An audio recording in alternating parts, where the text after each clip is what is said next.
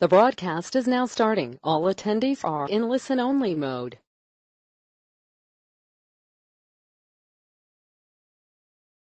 Hi, everybody. This is Steve Wright. We'll be getting started here in just a minute or so. Give everyone some time to join us, and I'm looking forward to get started.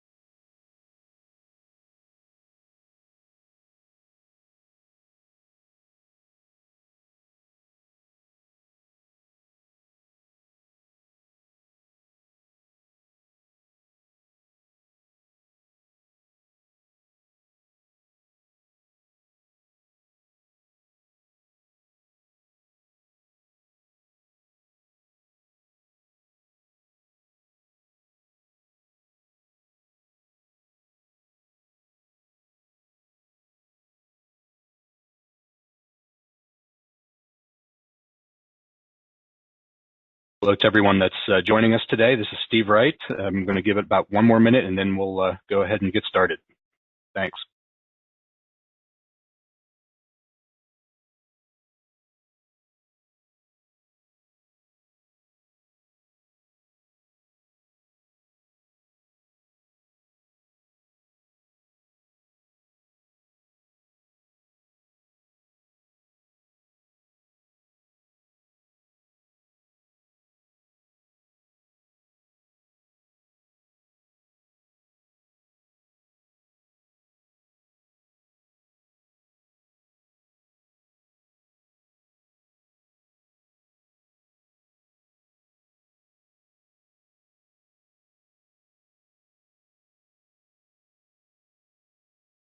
Okay, everyone, thanks for joining. I'm going to go ahead and get started here.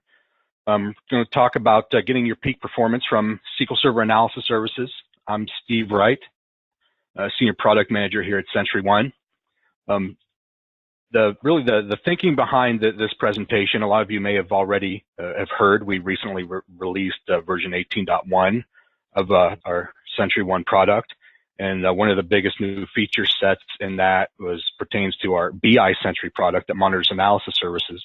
Some enhancements around monitoring analysis services in tabular mode. We've supported monitoring analysis services for many years now. Back before tabular mode was even a thing. And obviously there was a lot of focus on multidimensional mode. And while we supported tabular mode, we knew there was more that we could and wanted to do to provide additional visibility there as well. And we've recently released those enhancements. But today's session is really covering both modes. A lot of this information is relevant to both. We'll be taking a look at some of the products are monitoring both multidimensional mode and tabular mode. And we'll go along here, and I'll try to make sure I leave some time for questions too. So I see there's so far just one question asking if the presentation started. Hopefully everyone can see and hear me okay. If there are any issues there, just let me know in the chat, and I'll try to resolve any issues that come up here. But unless I hear differently, I'll assume that all is well and go from there. So again, thank you all for joining today. Just again, a little extra information about myself. As I mentioned, my name's Steve Wright. I'm a Senior Product Manager here at SentryOne. I've been with the company for over 12 years, filling multiple roles throughout that time in solutions engineering, quality assurance, and now product management. And I've gotten many years of working with Microsoft SQL Server, and have also recently been spending time and increasing my skill set on the data science side of things with working with machine learning and the Microsoft Professional Program for data science, and I earned that certification last year. And you see my contact information there. I am on Twitter, as well as there's my email address. And the blogs, a lot of the information we're going to talk about today, some things I've already shared in some previous blog posts, especially stuff specific to multidimensional mode. And I've got some blogs queued up to talk more about what we've added recently with our tabular enhancements. So keep an eye out for that as continued resources get posted to my blog post there regarding that new functionality and how to make best use of it. So one of the questions that's come up that I've thought about a lot and have had a lot of conversations whenever I have a chance to talk to people is just trying to get a feel for, how much of these different types of installations are out there for analysis services between multidimensional and tabular modes. And I've seen other people that have done different polls and published some numbers. And the general feeling that I get anecdotally, so I don't have any hard numbers to back this up, is that there's a pretty good split. You might call it an even split between the multidimensional installations of analysis services and tabular. At least from an example of number of environments out there that have one or the other installed. In fact, it seems to me the most common scenario these days is that people have a little bit of both in their environment. Tabular, obviously, as when it was introduced in SQL 2012, has increased in popularity. A lot of people feel it has a bit of a lower barrier to entry. The DAX language tends to be an easier learning curve than MDX and all the administration that goes along with it, especially people with backgrounds in relational SQL Server, working with databases and tables. The tabular mode translates more easily than understanding multidimensional cubes. And I think it's especially important to note that the default installation mode now in SQL 2017 is tabular. So it had been multidimensional. Obviously, that was the only mode of analysis services for several years. Then they introduced tabular. Tabular is now the default. You have both options, but that's the one it defaults to. And the takeaway from that, from my perspective anyways, is the fact that there's plenty of both. Multidimensional mode, there's plenty of it still out there, and it's not going anywhere, and is still being heavily used. But at the same time, tabular, clearly is growing in prevalence, and I don't expect that to change anytime soon either. So there's value in understanding both and understanding how to troubleshoot performance issues, find out what's going on there, and understanding the similarities and differences between the two modes. A lot of the basic troubleshooting methodologies we'll talk about today really can apply to a large part to either mode. There just might be some differences in what you look for, how just the details or metrics that you use to look for something depending on what mode you're in, and how you respond to it. But there's plenty of similarities there, and I'll be sure to talk about both those similarities and differences as we go along here, and as we jump into BI Sentry and show you, the data that we're collecting and how you can use it to even more easily troubleshoot your performance issues, the differences there within our product and how we monitor those two different modes. So I want to start, before we jump into the specifics of metrics and what you're looking for, it's important to understand some basic concepts that are essentially general to both modes, and some terminology that's going to be used here, what you're looking for to identify those performance issues in analysis services. And to start the very, most basic level, understanding the two main types of activity that we're going to be talking about here that can impact each other on analysis services, and it's your querying and your processing. You have the different languages for querying: MDX, DMX, or DAX. While MDX is typically most often used in multidimensional mode, and DAX most often used in tabular, they can be supported. You can use each of them depending on what version of analysis services you're working with, that they can be used in either. And then processing, basically, what you're doing, typically using XMLA commands to script, creating and updating the data that are in your cubes, your data models in multidimensional or tabular, then obviously recalculating that's required for any new or updated data that's been introduced there. That's really your maintenance activity for the data in the system.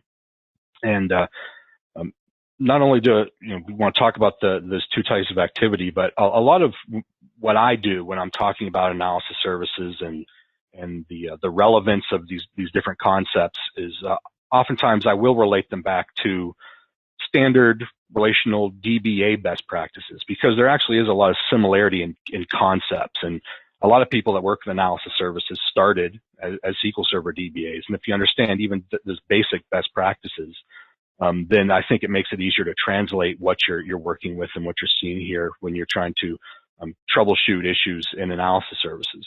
And to a certain extent, your querying obviously is querying, and processing a lot of the same concepts that you apply to backups on the relational side can be applied to processing here with regards to when you do it, what kind of processing you do, those types of things that can have an impact there. And we'll dive a little deeper into those concepts here going forward. And then to go specifically into what happens when you do query analysis services, the big concepts that you want to make sure you understand are the two primary engines that we're looking at with analysis services, the formula engine and the storage engine. So the formula engine, and this is both for multidimensional and tabular, it's really where your complex calculations are performed. And it's important to realize that it is single-threaded per request. So that's even right off the bat one of your first kind of clues. If you're doing maybe some testing and analysis services, if you're running a particular query, and you want to know if the bottleneck is a formula engine bottleneck or a storage engine bottleneck, if you go and take a look at your CPU cores and see just one that's spiked and everything else is quiet, that alone is a kind of a good hint that it might be the formula engine where most of the activity is taking place. And then the storage engine is where you read and your data, you're writing your data to storage. And there's significant differences here between multidimensional and tabular mode. The formula engine have those similar features, being single-threaded, where your more complex calculations are taking place. The storage engine, when you're dealing with multidimensional mode, you may be dealing with reading data from the file system itself on the server, and that not just physical disk I/O, but it's also very important to understand that can include the Windows file cache. So we're reading and writing, and typically that's where your biggest performance hits come, be it SQL Server analysis services, whatever it is. When you're dealing with physical disk I/O, that's one of the, for lack of a better term, low-hanging fruit to look for when you're trying to improve performance. The storage engine is, however, multi-threaded, so there are some opportunities there for performance improvements, be it through when you're processing and writing new data to the system, partitioning, minimizing what you need to process, or just get better performance between the two modes of analysis services. And that's really when you're looking at query performance, and your first question after maybe is processing going on at the same time as querying is this more of a formula engine bottleneck for this query, or is it more of a storage engine bottleneck? And we'll take a look at how you can go about pinpointing those details to get a better idea of, okay, where do I go from here to troubleshoot this query's performance? And I brought up the anatomy of an MDX query. This is where my art school experience really came into play when I put this graphic together. You can tell I didn't do well, and that's why I'm in IT now. But hopefully this graphic gives you an idea, especially when we're talking about an MDX query, and specifically with the multidimensional mode, what's happening. Essentially, you're submitting that MDX request to the system. The formula engine accepts it, parses it, figures out what needs to happen, If there are calculations, it has its own cache. And if the data that it needs is already in cache, which isn't often the case, there is the cache is scoped different ways within the formula engine, but it may have some of that data. If that's all it needs, then it can return results. But oftentimes it's going to need more data, unless this is just a query that just ran recently, and so everything's in cache.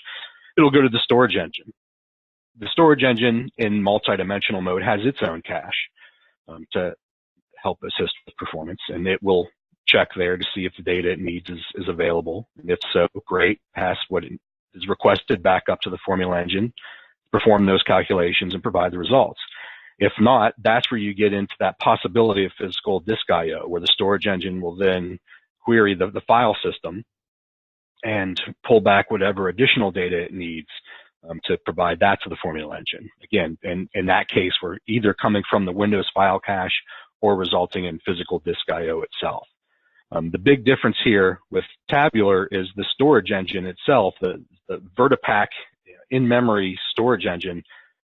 All the data is already in memory, ideally, unless you get into paging and memory pressure issues that we'll be talking about later. But ideally, there's no physical disk I/O that's going on there. Your entire your data model, everything is in memory, and that's part of what helps Tabular run very quickly.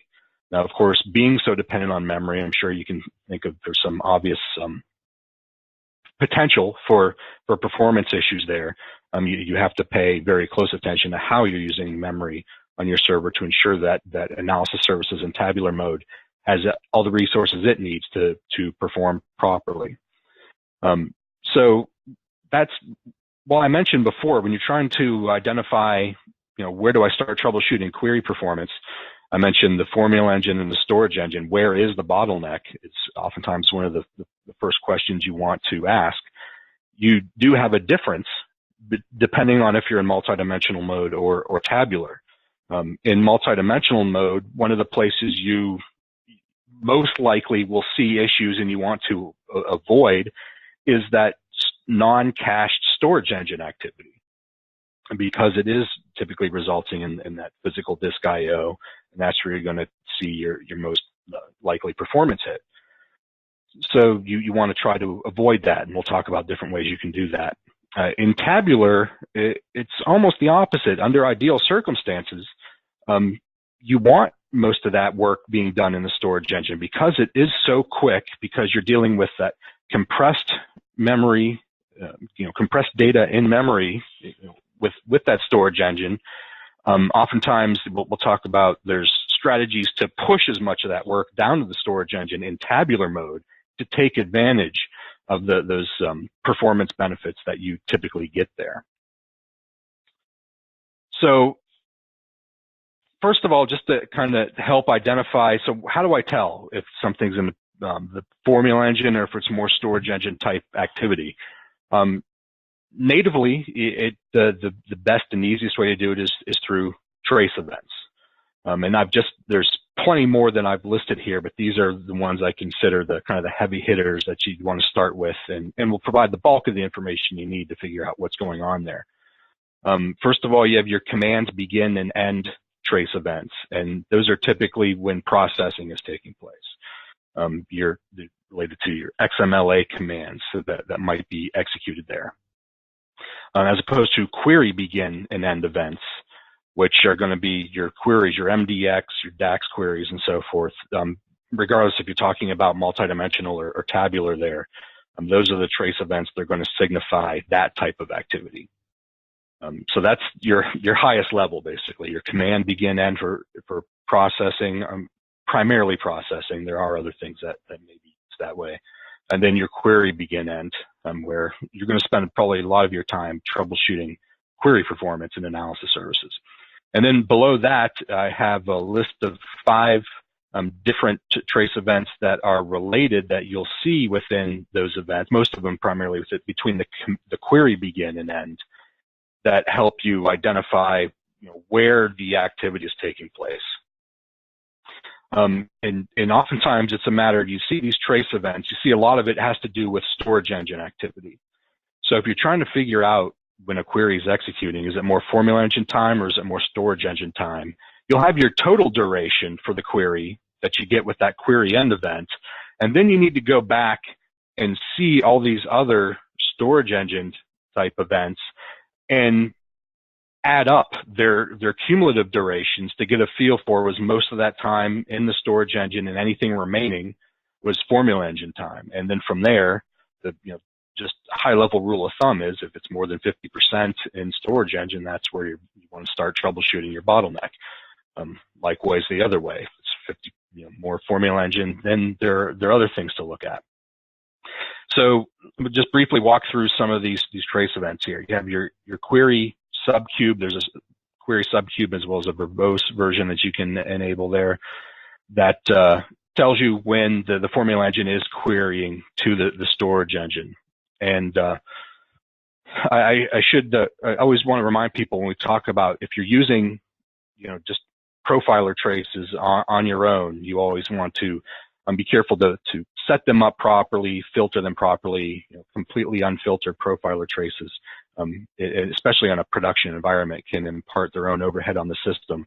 Something that we're always extremely conscious of at SentryOne with all of our monitoring products, and any advice we give is to keep that in mind. You never want to add to any of the performance issues on your servers when you're investigating these things. So always make sure you're properly filtering your traces, setting duration thresholds and those types of things to focus on just the high impact events that you're interested in.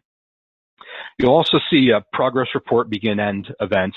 You can see those associated actually both with the queries and the commands, depending on if it's processing that's going on or querying, where again you're actually resulting in those file reads within the storage engine. Another good one for the multidimensional mode is the get data from aggregation event. Aggregations, just briefly if you're not familiar, are basically stored pre-calculated data that you would likely need to handle the workload of your environment. And I oftentimes kind of relate those to indexes on the relational side, where it's something where you might have more than one index on the table. And what that ends up meaning is that you're buying some, or ideally buying some performance improvements on the queries themselves, but you're paying for that in additional storage because your additional copies of data, be it just the copies and indexes on the relational side, or these pre-calculated values in your aggregations in analysis services, as well as maintenance, right? When you are maintaining data with your indexes, the more indexes you have, when you perform updates, inserts, deletes to your data, it has to occur through all those indexes. Aggregations, every time that you're processing, you have to process all your aggregations as well. So there's overhead on the maintenance side and the storage side in exchange for hopefully getting better performance of your queries. On tabular, the main thing you're going to be looking for here is the Vertipack SE query begin and end events. That's telling you when tabular for the formula engine is querying the storage engine to get the data that it needs. And we'll take a look at some of those events as well. And also I wanted to mention it here, not going to spend a ton of time on it, but you have your direct query. I should have probably just put begin and end in there. You'll have those just like you do with the other ones. If your tabular system is set up to use direct query, where you're not actually storing the data in the Vertipack storage engine, you're actually querying directly back to the relational data source to get the results that you need for the query that was sent to analysis services. So those are some trace events that you can look for to help identify, where is the activity taking place? Is it more of a formula engine activity? Is it more storage engine activity? Where do I start my troubleshooting? So now that we've covered some of those common ideas and terminology that we want to talk about here, how do we apply that knowledge, and what can impact query performance? And some of these we'll talk about in more detail than others, pretty much in the order that you see them listed here. Processing, I touched on this a little bit before, that the fact that obviously when you're processing, you are using resources, you're updating the data in the system. So the resource usage itself can lead to query performance if you're querying at the same time. There are also possibilities with, some contention issues there with the data that you're trying to query. Oftentimes, depending on how you process, you may have a shadow copy of the data, so it's not going to directly block anything that you're doing. But that, of course, takes up resources itself. And as well as when you process your data, the caches basically are no longer valid and have to be flushed. So if you were getting performance boosts by having data already in cache, the next time that you run those queries, the same queries again, right after your data has been processed, you're going to see a performance hit because you have to pull all that data back into the caches oftentimes to get back to that level of performance you were seeing before. So understanding processing, when it's happening, how you're doing it, how often is it happening, all those things are extremely important to identify when you're trying to troubleshoot why queries are running slow. Secondly is just unoptimized code. We'll talk a little bit about between MDX and DAX, what you can do, and first of all, how do you identify that might be the issue? It might not be a resource issue, but there's just an opportunity to rewrite my query to improve its performance. As with SQL and other languages, there's typically several different ways that you can write a query to get the same result set. Some ways are better than others. We'll talk about identifying that and where to look to improve that as well. And then the last four there are your basic server resources: CPU, memory, disk, and network. And we'll touch a little bit on how to identify that as well and how they're all impacted by these different things. So from this point, now that we've touched on all the main ideas, let's jump into BI Sentry, and I'm going to walk you through a lot of the important counters that can help you identify these issues, when they're going on, where do you further look to improve performance. And while I'm using BI Sentry to illustrate this data, a lot of these metrics that we're going to be looking at here are available, through perfmon and other tools. We talked about profiler traces and that sort of thing. Obviously, one of the big benefits of BI Sentry is the fact that we're continuously monitoring these metrics. We're storing them for historical investigation. You can go back to any point in time to see what was going on, so you don't have to be looking at the server when the problem's occurring to investigate.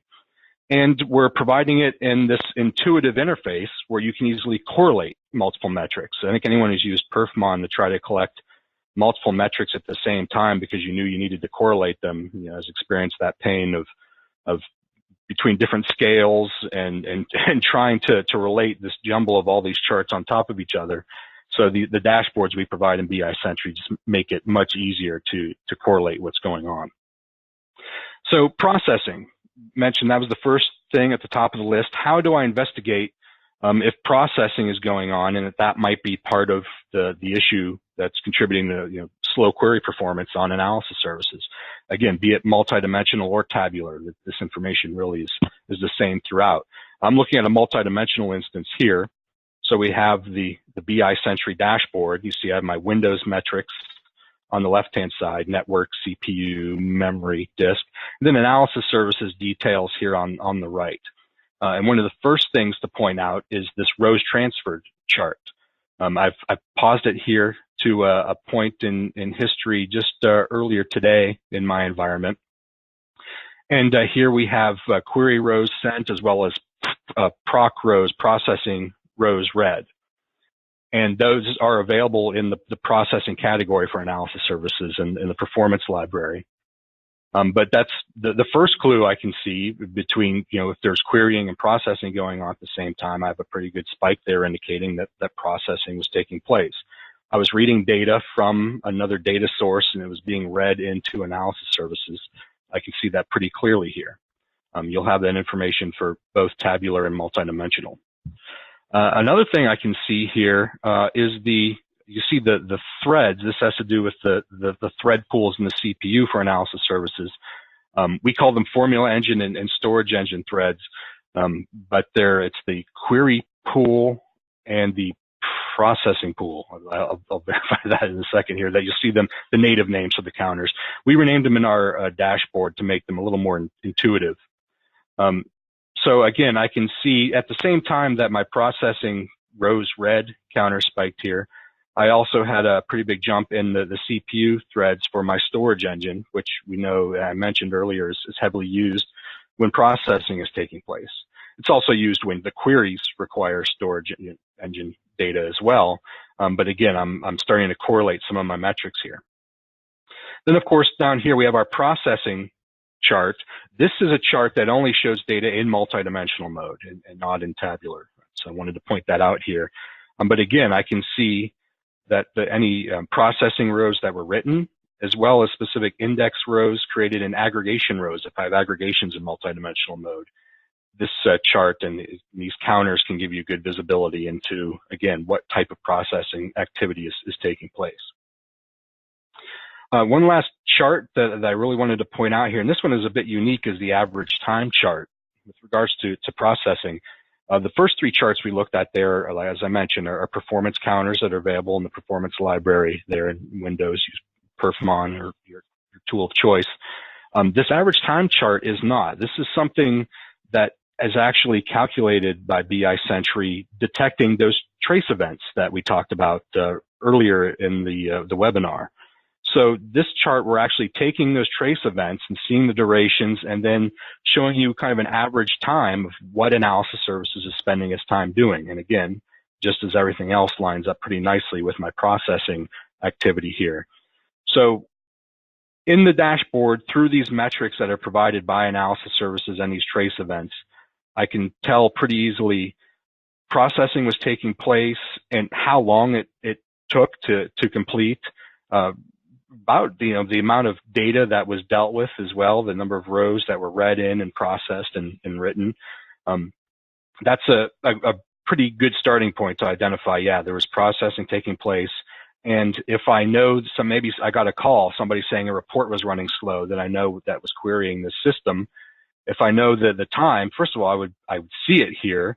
But even if I didn't, they said, no, it was exactly this time. I could easily jump to this in the dashboard and see that, yes, processing was taking place, and that probably contributed to the issue there. Another really important view that's available in BI Sentry and really across the whole Sentry One catalog that I always want to be sure to bring up, because it's the biggest benefit is that visibility that provides to these types of things, especially when you're talking about scheduled events, is our event calendar view. I've pulled one up here. I've just named it BI Event View here. But our event calendar views that are available for analysis services, SQL Server, anything else that you're monitoring, we can show you kind of an Outlook style calendar of the events that we've detected here. I have a lot of commands and queries that were run against analysis services here. I can see the timeline running down the left-hand side and my date up top here. And I can, again, jump to any point in history. I can zoom in or out, those types of things. I can see the queries that were executed. I can single click and get more details, the exact start and end time, duration, and so forth there. The total CPU, all those kinds of details. The red indicator bar tells me this particular query actually failed. So it ran for a little while and then failed for some reason. Where this becomes really valuable, so we talked about identifying processing. Well, here I can see an XMLA command that executed. I have a batch here that was performing some processing. And I can easily visualize in this view other queries that were executing at the same time, or right around there, to identify, what might have either been impacted by that processing, might have taken a performance hit, and anything like that. It makes it very quick and easy to visualize that type of activity. I also have set up some alerts for different conditions in analysis services with BI Sentry. In this case, the fact that I had some storage engine, that thread pool that we talked about, queuing. So that actually is an alert that I could detect that you could also see in that chart, but this is something that shows up in the calendar as well. I can get an email notification letting me know that there was some CPU-related constraints with that processing that was going on that may or may not be something that I want to adjust. You can adjust your metrics for your thread pool. I'm not going to go into the details of that. It's something you should consider very carefully before doing so. But identifying those type of bottlenecks alongside everything else lets me know, and I can see pretty easily that it coincided with that processing, that there were some resource constraints going on at this time. And I can do this if I'm monitoring, say, relational SQL servers that are the data sources that are feeding into this analysis services instance. I can include any maybe jobs that are automating integration services packages, anything else that's automating processing, moving data around, queries against the relational system, even reporting services reports across different systems that I'm monitoring with SentryOne, and see the complete chain of events here. Give you something kind of a unique view into almost the lineage of that data, where it started with in the relational system, how it's being queried, how it gets moved into analysis services and queried from there, and so forth. So this can be an extremely useful view for identifying those types of issues and the entire chain of events that might have led up to a performance issue on the system. Let's jump back over to our dashboard here. Talk a little bit more. So we talked about how to identify when processing is going on and the impact it can have. What do you do about it? And this is where it's, again, similar to backup strategy on the relational DBA side. The first thing is scheduling. If possible, scheduling processing activities at times that or you're less likely to have heavy query activity to avoid resource contention and those sorts of things is the first thing to consider, if at all possible. Also, though, the processing type. One thing I've actually seen in a lot of customer environments that I've worked with, there's different types of processing commands that you can execute. The most common that I see, though, is process full, which basically is just going to refresh everything, all your data, regardless of if there's new data or not. It's extremely resource intensive. It's updating everything. It's going to take the longest, and it's going to have the biggest impact. And that might be necessary sometimes, but it might not be necessary every time that you need to process. There are other processing commands, depending on multidimensional or tabular mode, that you can use. You can just process specific aggregations, in multidimensional mode, or particular tables, different things, just perform recalculations that you need. And you can even split different pieces of the processing out, depending on what you need to do to make sure that you're not using too many resources on the server at any given time. There's tons of information, tons of documentation out there to walk you through all those different options. But if you've identified, that processing is part of the issue that's causing query performance issues on my server, I can easily do that here. And finally, partitioning. And again, so the advantages differ depending on if you're in multidimensional mode or tabular, but it's a matter of how you can break that information up into partitions to either take advantage of parallel processing capabilities in multidimensional mode, or only just on the administration side on tabular, where you might only need to update certain partitions. You don't get the benefit of the parallelization on the tabular side with processing partitions, but you still can get other benefits. Again, just minimizing the amount of activity to just what you need to keep that data fresh and up to date. So processing is your first big thing you want to keep an eye on there. So what's next? The next thing we talked about were just unoptimized queries, and this is where there's plenty of opportunity here, and it does vary depending on if we're talking about MDX or DAX queries. First thing to point out here, and again, maybe you're not the developer, you're not the expert in writing MDX or DAX queries, but you're responsible for making sure things are running properly here. BI Sentry can still be a big help in helping you pinpoint, well, that is the issue, and give you the details to take to that developer to let them know, hey, I'm seeing this behavior and looks like there's an opportunity for some query optimization here. First of all, with MDX queries, be it on multidimensional or tabular, you notice this chart here that provides some important metrics. And some of this is going to be relative based on what you normally see from particular queries and so forth. But these MDX counters that you see here that are in the MDX category in the performance library can help you pinpoint some query optimization issues. Several of these here, your total cells calculated, calculation covers, sonar subcubes, a higher than normal value for these metrics typically suggests that the query is using cell-by-cell calculations instead of block-oriented or subspace evaluation. What does that mean? Again, I like to relate things back to the relational side, where sometimes it makes it easier to translate for people. I kind of relate it to, you've heard row by agonizing row on the SQL side, using cursors and things like that.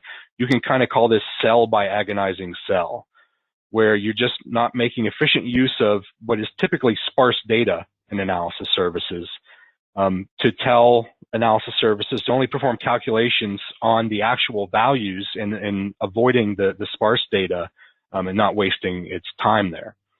And there's a lot of different ways that you can do this. There's also, before I jump into that, some of these, the recomputes where you just have errors in your calculations during execution, as well as the non-empty, unoptimized metrics and the calculated members here. Again, going back to the sparse data, there are, depending on, it usually comes down to the functions and the syntax that you use in the query that tells analysis services whether or not to use cell-by-cell calculations versus block-oriented. And again, it's something to dive in. Every environment's a little bit different, but there's tons of good information out there, especially from the SQL CAT team. There's plenty of white papers on optimizing MDX, and then they go into detail about these types of issues. A lot of them are several years old, but the best practices of MDX haven't really changed much. There's been improvements in the technology, so that the things that don't work well work better now, but the best practices are really still there, and the information is valuable. But you can identify that is that the case? Not only am I doing cell by cell versus block oriented, but under certain circumstances, especially in older versions of analysis services, there are slower methods to use that non-empty behavior. There's actually more than one code path to get to that algorithm, and it can cause performance issues itself. Again, it's go in a ton of detail. I don't want to dive too deep into this to let you know that that's what we're telling you here with these metrics. These are in the MDX category in the performance library. And these can be great ways when you're dealing with MDX to identify, is it a query optimization issue? Let's jump over to DAX. Let me flip over. I have a tabular mode here, a tabular analysis services that I'm monitoring. You see there's some differences here. We dropped some of the charts that don't have data relevant to tabular. We've added some additional metrics around VertiPack here in the memory usage that I'll be jumping into here in a second. But while we're on the topic of query optimization, I can go into my top commands here, and I have several, actually some MDX and DAX queries that are executing against the tabular mode here. Now, you remember before where I mentioned where you want to, in multi-dimensional mode, avoid those non-cache storage engine events. But in tabular, you really oftentimes want to push as much information into the storage engine because it is optimized and in memory with the VertiPack technology. You'll notice, and this is the case in multidimensional mode as well with their queries. First of all, we're breaking down the percentages here, formula engine versus storage engine time at the query level, both the raw counter time there and the percentages. So we take that guesswork right out of that for you. If I want to further drill down and see what's going on, I can expand one of these, and you'll see with each of these different queries here, you have the VertiPack scans. These are those individual trace events that I mentioned in DAX that show me the queries from the formula engine down into the storage engine to retrieve the data that it's looking for. So there's a lot of different things I can do here. First of all, I can see how many different scans there were to the storage engine to provide the results for that query. In this case, I'm actually seeing a duration of 0 for each of these scans. And that's because in this case, these query results were actually in the VertiPack cache. Now, if I scroll over a little bit here, you'll notice there's some additional counters here that are showing me some columns showing me cache versus non-cache storage engine operations. And in fact, all three were cached operations and there were no non-cached. If there were, those would show up in the other chart here. So that's one piece of information that can be very valuable. If I drill down here to take a look at another query, I can see, again, some of those individual queries that were being executed here and identify if there's one that was taking a long time for a particular reason. So I can focus in on that exact data. You have this kind of pseudo SQL code that is being queried to the VertiPaq storage engine to return those results to the formula engine and analysis services.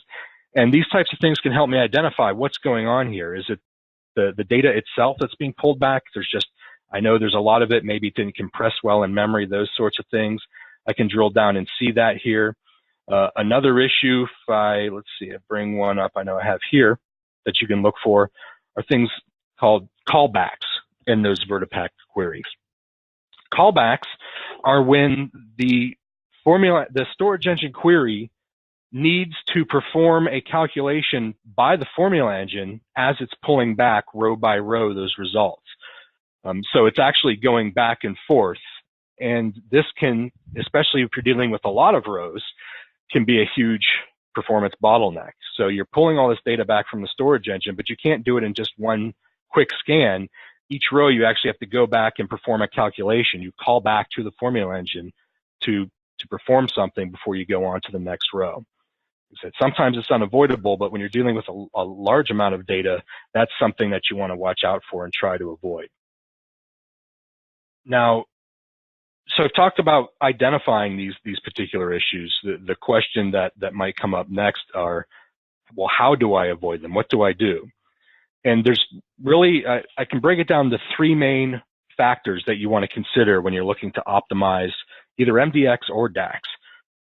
As I mentioned before, there are many ways that you can perform, write these queries to get the same results. Just like in SQL, DAX and MDX can be the same way. The big difference is going to be the choice you make in the functions that you use in the query. A common one, for example, it's actually mentioned in the white paper for DAX, is a lot of people, when they're starting out with DAX, prefer to use the filter function as opposed to the calculate or the calculate table function. The filter function is just simpler to use. However, it is a much less efficient function to use in most cases than the calculate would be. And if you use the calculate function, a little more complexity to it, but use it properly, that tends to push more of that activity down to the VertiPaq storage engine to optimize performance. So again, two different ways you can get the same results, and that's just one example of a particular choice of functions makes a huge difference in the performance to get what you're looking for. There's plenty more both on MDX and DAX. Again, I encourage you to take a look at a lot of the white papers from the SQL CAT team that talk about those sorts of things. So that's your first factor, is your choice of functions that you use. The second is the order of operations. So not just what functions, but how do you write the query, and what order do these different things occur in order to get that result. That can also make a difference, where again, not just with the filter and calculate, but other things where are you being as efficient as possible? If I need to filter on a particular piece of data, can I just calculate that once and avoid those callback IDs, and then just do a quick scan in the storage engine for the rest of my results and apply that filter there. So the order of operations is the second thing to consider when you're looking to optimize MDX or DAX performance. The third is considering your own data. You need to know, the data, how it's queried, how sparse it is, how well does it compress in VertiPaq if you're using tabular, all those types of things. And only you and the members of your team can really know best, how that works there, and how to apply those functions and apply the order of operations, considering the nature of the data in your environment to improve that performance. And sometimes it's just a matter of trial and error. You start with a certain query, I make some changes, rewrite it a certain way, make sure I get the same results, and see if it ran faster in a dev environment. Those are the types of things that you want to consider there. But those are I'd say the three most important factors that when you want to optimize your query performance and analysis services. And here we've walked through different ways that you can identify that type of activity. I did want to jump back. I mentioned the storage engine, the non-cached operations. I pointed out here in the grid view in the top commands tab, both in tabular and multidimensional. That is also something that you can see in the average time chart. So not just the processing we talked about, but I can drill in and see, you know, when storage engine cached or non-cached activity was taking place as well. And if I see something I'm interested in, I can highlight that and jump into the top commands and see, well, what were the analysis services queries that were running at the time that I saw that non-cached activity, and easily correlate between the metrics on the dashboard and the individual queries in the top commands tab we looked at, you know, which ones were experiencing those issues. So it's easy to correlate between all the different metrics and pieces of information that we're providing here. So let's talk a little bit about memory that's so important on the tabular side. It's something I want to make sure we spend some time on here. I know we're already getting a little low on time here. I mentioned that we've added some additional metrics in tabular for BI Sentry, the VertiPack paged and non-paged memory. It's extremely important when you're working with tabular, understanding the different paging modes that are available in Analysis Services Tabular. In this chart that we're showing here, you can see your memory usage as well as the memory limits that can be configured. For both multidimensional and tabular, you can configure high and low limits that determine how the cleaner in Analysis Services handles memory management there. When you get above the low limit, then it starts to, in a bit of a casual way, start to free up some memory. Once you get to the higher limits there, things get much more aggressive and things really start to get flushed out of cache in order to release that memory back to the system. So you want to be aware of those memory settings. In tabular, you have an additional one, the VertiPack memory limit, that pertains specifically to that VertiPack memory, as opposed to all the other process memory the process is using for analysis services.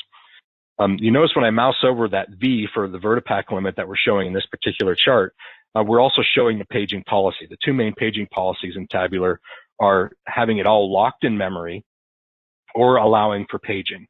Allowing for paging is the default that analysis services, that tabular uses now. So what that means is paging can occur, and even though you're using tabular and you think you're getting these great performance benefits from having everything, all your data compressed in memory, you may not realize that because due to memory constraints, a lot of paging is still going on, even though you're not getting any particular errors, and you're seeing much worse performance than you think you should be out of the system. So it's something you have to be aware of here. Paging was really intended to be a temporary issue, so it didn't just completely stop requests or processing on the system.